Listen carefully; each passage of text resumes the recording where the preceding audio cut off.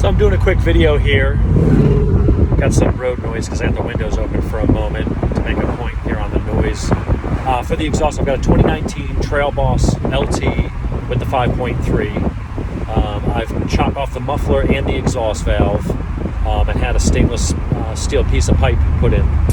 There's some flap, like screen things on the exhaust. I haven't messed with those.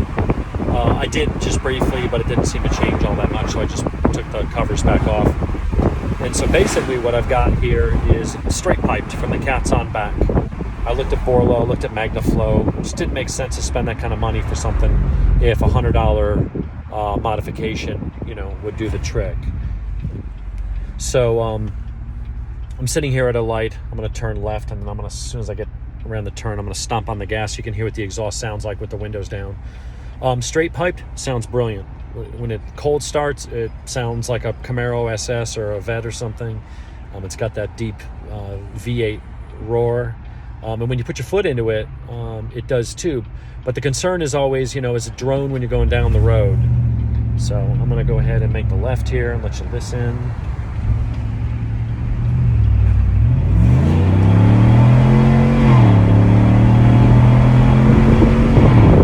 So it's got a good sound. It sounds really good, especially behind the car, the truck. It's loud. It's definitely a loud exhaust, straight piped, but it's not as obnoxious as you would imagine it would be. It's actually, I think, better sounding than any of the aftermarket ones that I've heard.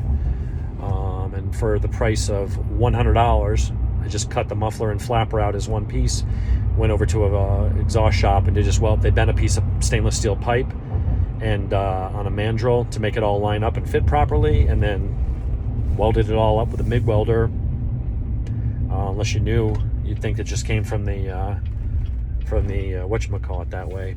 So now I've got the windows closed as I come around through this little roundabout. I'll put my foot into it again, and you can hear what it sounds like with the windows shut in the cab.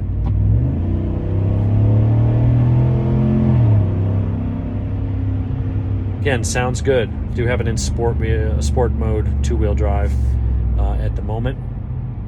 So the question always comes up, is it going to drone? Is it going to have that weird harmonics where when you're just going down the road at a steady state on the throttle, you almost hear it vibrating, like pushing against your eardrums, and there's this like overbearing humming in the car. And my 2018 absolutely does that. It doesn't bother me because the Nito Ridge Glapper tires are kind of hard, and I usually got the radio turned up. It's got an aftermarket sub and amp and stuff, so it doesn't bother me, but some people it would absolutely bug the shit out of. So here, I didn't want that to happen here. The other thing is on the 2018s, I did tune it, which got rid of the active fuel management. That's the 4-cylinder mode, which makes it sound like a helicopter when you remove the exhaust flap. When I removed the flap, I was worried about that here because I was like, well, shit, you can't tune these things. The 2019s and up, you need to get like an extra ECM and send it off to be flashed, and there's only a few places that can tune it. I've heard it, it's like $3,000 and not worth it. So I don't have any way to disable that. They don't have a range box for this yet to disable the dynamic fuel management. The old one it went down to 4-cylinder mode.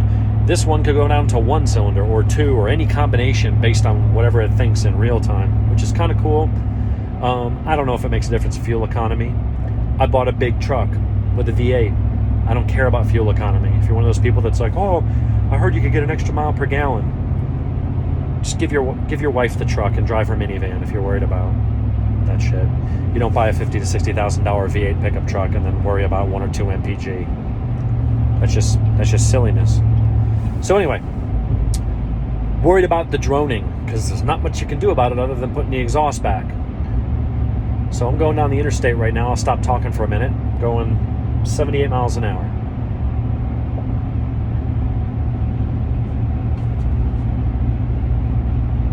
All I hear are the tires. I don't really hear the engine. Now, I can't say that, if I was trailering, if I was pulling my motorcycles or ATVs on a trailer and going up a hill where I was giving it some gas, yeah, you'd hear the exhaust.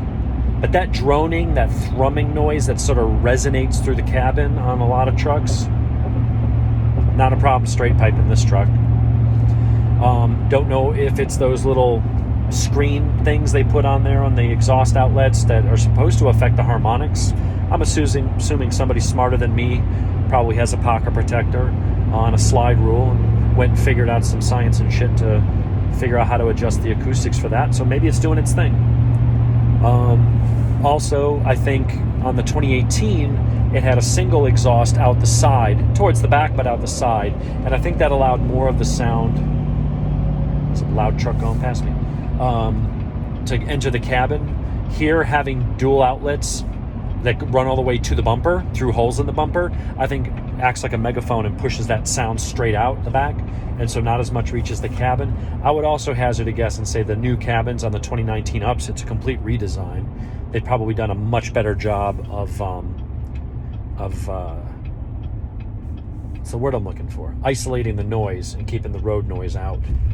So I do hear my tires. Those are some 20-inch, I think they're 275/60 by 20 Wrangler Ultra Terrains, which they're not the same as the Duratrax, but they're very similar. They're a discount tire exclusive model that's made. It looks a lot like the Duratrax. They're very similar. They've got a similar tread pattern. Only about 5 pounds lighter than the stock tire, so they're like 46 pounds each. They're not that heavy. They're not E-rated or LT tires, which can be tougher, I guess, if you're going over sharp rocks and stuff. I typically don't. But those also then, you can really feel those heavy tires. They take away some of your horsepower. I mean, your motor makes the same power, but you lose more through parasitic loss. And you can really feel that under acceleration, those heavy tires. I've got those on my other truck. And you actually feel the gyroscopic effect of those tires when you're going at speed down the road and hit some bumps and stuff. You can really feel them. So anyway, but these ones do make a little bit of noise, but not much. But I'm going up a hill right now. You can hear the motor, but as soon as it downshifts when I get to the top,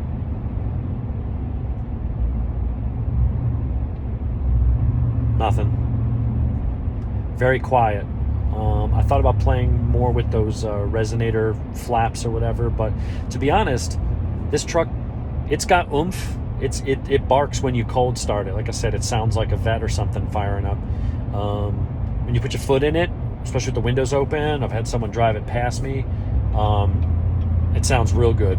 It sounds very aggressive. It's a loud exhaust, but not obnoxious. But then when you're just cruising around town, no one to give it a second thought. When you dip your foot into it to go from a stoplight, you'll hear a nice low rumble. It's got some authority to it, as Cartman would say, authorita. But it's not really intrusive, and especially as you're going down the road, there isn't that nagging, underlying, droning, humming, vibrating type thing that goes on with a lot of straight pipe systems. So happy to report, straight pipe on this, good. If you want to spend $1,000 on a Borla or a GM Accessories catback system, I guess go for it. It's your money. There's things I will spend money on, like the truck, motorcycles, things like that. But if I can get the same result from something, it's something that you see. So there's not even like, there's things you might do on a motorcycle or a truck, adding carbon fiber or something made out of billet that, rims or something. Doesn't necessarily add to the performance, but maybe it really completes the look, or, it's just your personal taste. This is a piece of pipe that sits underneath the truck. You don't see it. I don't care whose name is on it. If it sounds good and, it does what it's supposed to, I'm not doing headers and all that other stuff, crossover pipes, all those things where maybe if I tuned it, there would be some sort of performance advantage. If you're just going with a catback system, they're all going to pretty much perform about the same. I can't imagine, without tuning or any of the mods, that going from one piece of pipe to another brand piece of pipe is going to somehow make some sort of performance difference. Anything that showed up even on a dyno, I'm guessing would be negligible. If I'm wrong, throw it in the comments, but I haven't seen any. So for $100, straight pipe that shit. Sounds great. Go to a muffler shop, have them welded, do it right. Don't just clamp something in place, because it'll probably rust or fall off at some point, and it'll be less structurally sound. But shop took 2.5 feet of pipe, bent it on a mandrel so that it all lined up perfectly, and MIG welded it in place, and that's all it needs. On the 2018s, you'll want a range box or a tune, some other things to get rid of that helicopter noise if you've got active fuel management. And I think on the custom Trail Boss, it still uses active fuel management, which is the 4-cylinder or 8. And so you may get that helicopter noise. But the dynamic, you can tell it's doing something with this exhaust, but it's not that wobble, wobble, wobble, wobble sound that you used to get with the 4-cylinder mode. Not even in that ballpark. It's not like, oh, it's not that bad. You know that there's something if you know what to listen for, but it really is transparent, even with a loud exhaust. So anyway, I'll stop prattling on now, but no drone, just good sound when you want it, quiet when you want it. That's where you should spend your money.